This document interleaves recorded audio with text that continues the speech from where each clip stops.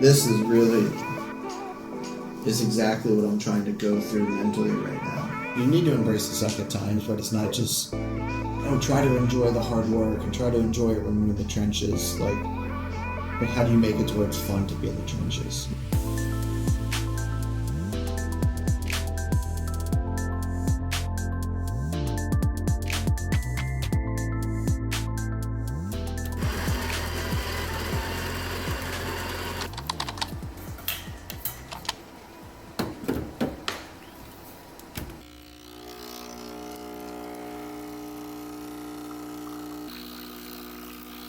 Alright, welcome back to this vlog.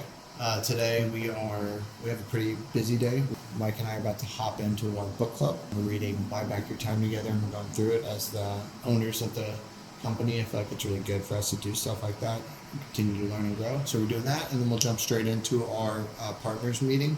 So we'll knock both of those out, and then do a little bit of actual work for an hour or so, and then we're going to head down to Franklin, and we're actually filming a podcast with the former Prime Minister of Australia, who is interviewing Shawn Ryan. So we'll be at Shawn Ryan's studio, which is really exciting, going to be really cool. I'm a fan of his show. And then we'll come back. We have several meetings, we have a pitch, and a few things this afternoon.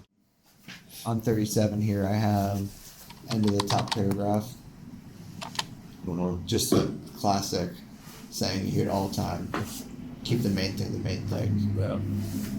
Top of 40 is exactly what I'm trying to go through mentally right now. Tweaking things here to where I feel like I want to be here every day forever. I'm not interested in selling. Instead of I'm just going to suck it up because one day we'll get the exit or one day we'll work ourselves out of a job. Yeah. It's ass backwards. And I've been really trying to embrace this. Yeah, that's why I've always talked about the journey. Because there are very specific ways to do things, to achieve, especially if you're talking about making a valuable business or an exit, But the blueprint is very different to make it, if it's just to make it just what you want it to be. Yeah. It's very different. I've always thought about the enjoy the journey as it's going to suck while you're getting there, but you're going to remember it fondly. You know what I mean? Instead of create it to where you're not you need to embrace the suck at times, but how do you make it to where it's fun to be in the trenches and just wire it that way so that you would keep playing this game forever. Mm-hmm. That's another operationalizing things that are skill deficits. I always run long, I'm bad with time. I get a ton. A few things before we jump into our next meeting. Yes, this was our book club. We're doing Dan Martell's Buy Back Your Time, who I'm also in his coaching group. I'm loving the book lately. It's been cool and it's been really timely, for me, I'm going from in our productions and I just made, the decision really recently to be okay, I'm going to step out of that. Kind of looking at it in black and white of what is valuable to me and valuable to business over just what I'm used to. What I found is it's not sophisticated. I'm sure there's better ways to do it, but the easiest, lowest barrier to entry way to have a book club with somebody, whether it's your wife, your business partner, or anybody else, I find, is literally just to agree on how many pages you're going to read up to, and then stay ahead of that, and then just meet once a week and set a timer, pick up where you left off the last week, and just go page by page. Hey, what do you have underlined? What do I have underlined? And just talk about what's underlined, and then when time's up, that's it, and you just pick up there next week. So I found that that's the easiest way to have deep, meaningful discussions about a book without a bunch of prompts and without complicating it and making it easy. So one thing that's changing my life right now is the idea of the buyback rate formula.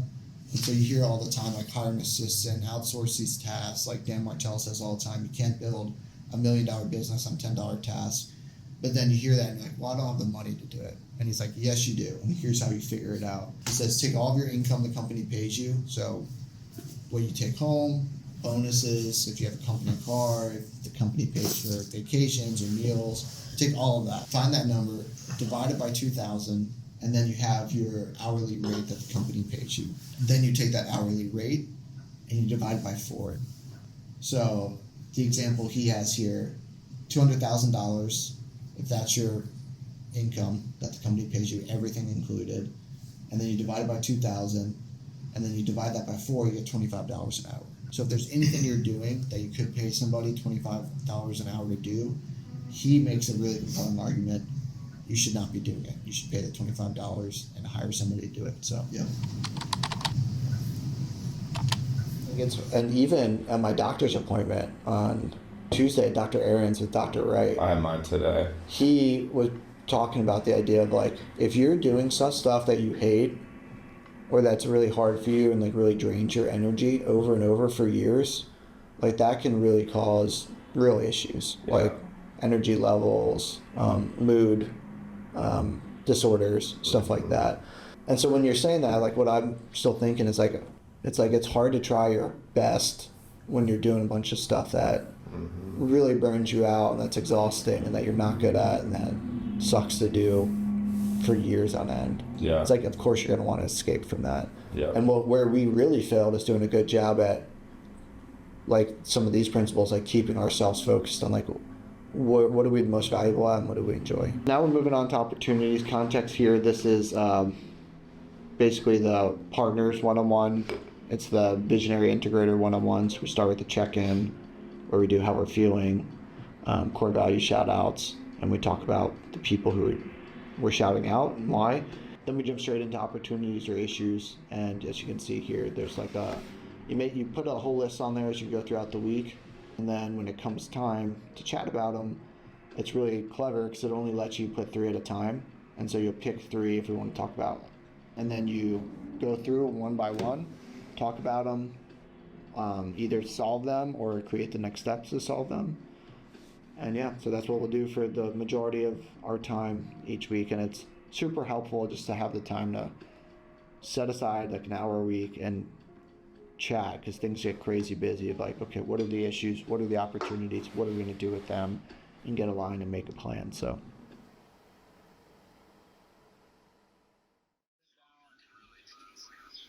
What'd you say?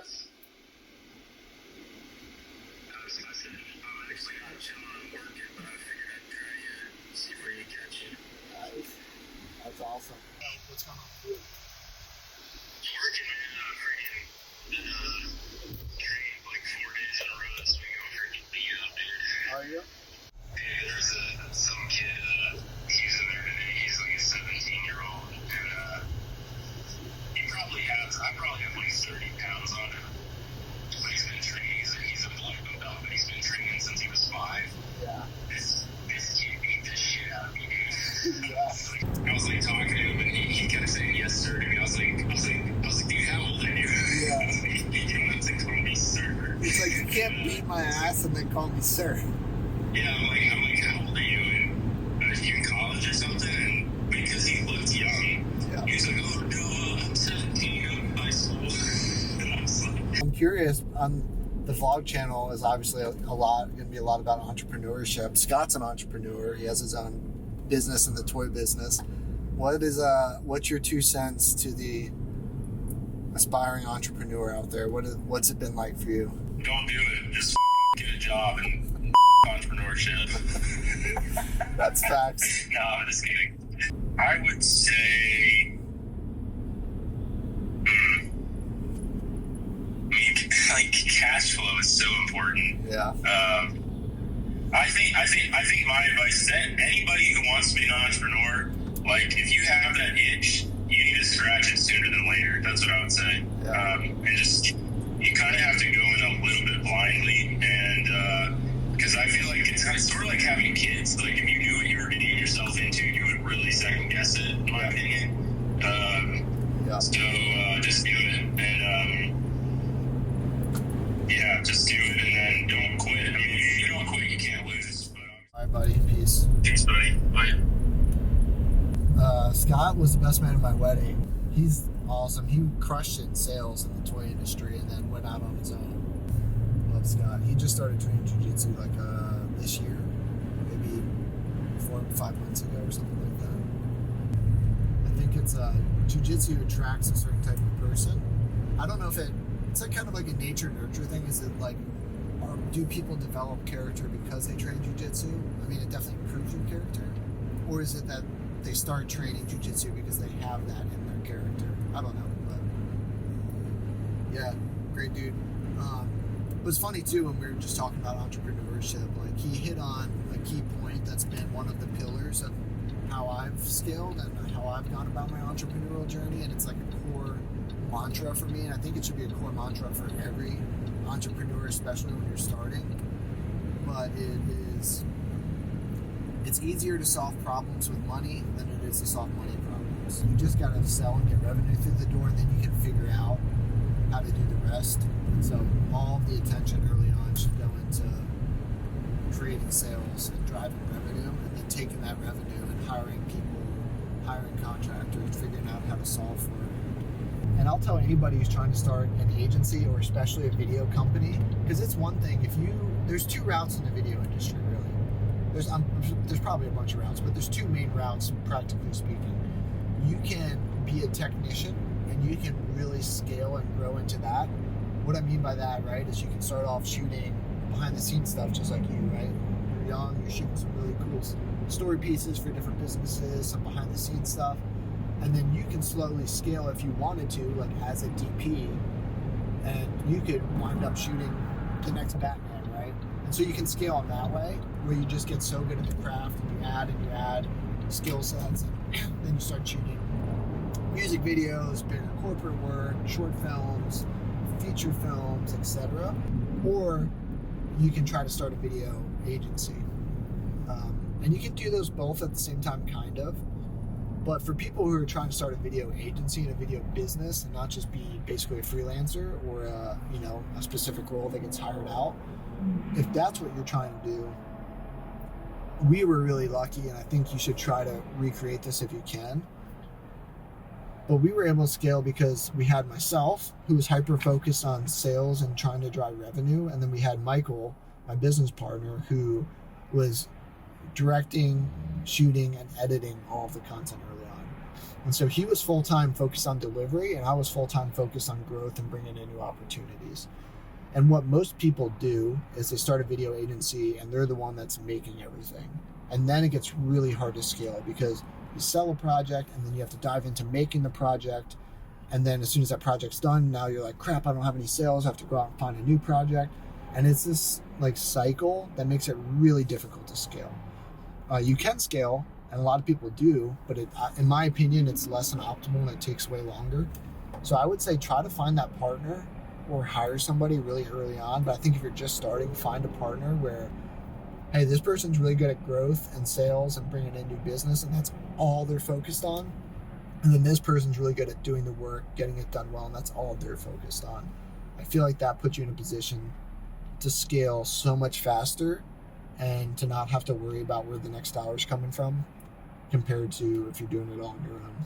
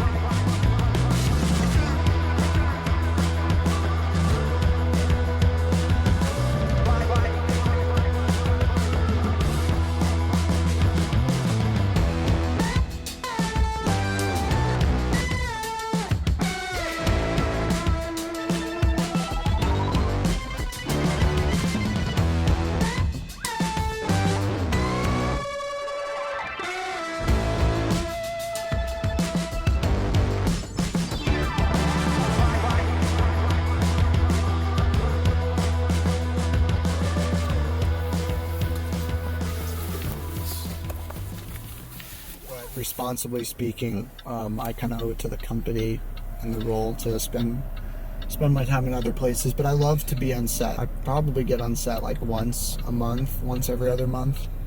I'll be able to get out and spend some time, but I love it. When we first started, it's one of my favorite things was going to the different clients and sets and interacting with the client and the different new people that we meet. I really enjoy that. So it's fun. And of course, getting to meet Shawn Ryan, super cool. He is such a nice guy, such a cool guy, very down to earth. So it's really cool to meet people like that when you're fans of their show. And as somebody who works in content and content strategy, and I love good content ideas, huge fan of his podcast. And I think it's just chef's kiss. Like, it's so different, it's so unique, it's so powerful, it's done so well, it's unique to him. I think the biggest thing is there wasn't some crazy robust strategy behind Shawn starting this podcast from what I gathered from him. It was just he wanted to kind of pivot his focus away from one industry into something else.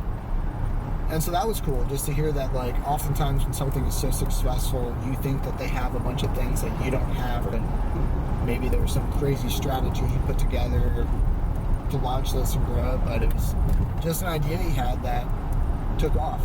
That's the biggest takeaway, is like, just do it, and maybe it'll go somewhere, maybe it won't, but if you do it out of passion, out of love for what you're doing, it will most likely be successful if you stick with it.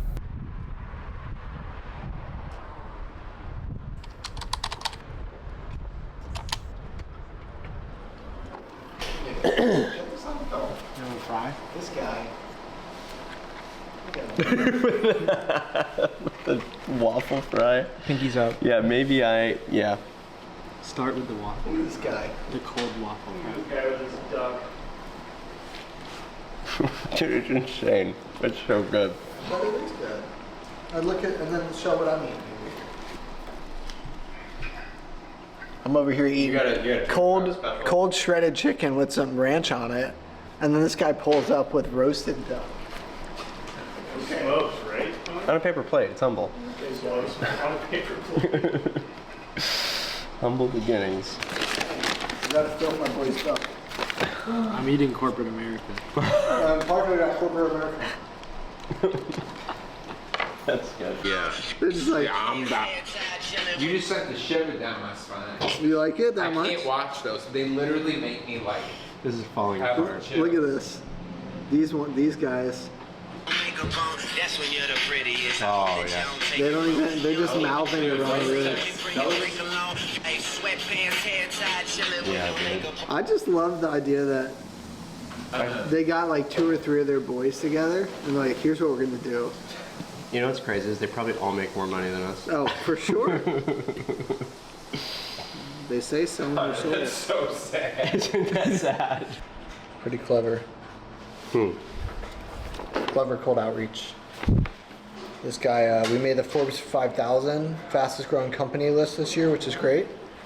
And this guy's been doing some interesting cold outreach where he sends a handwritten and addressed letter with a little handwritten note on it about an offer he has for other Inc. 5,000 companies.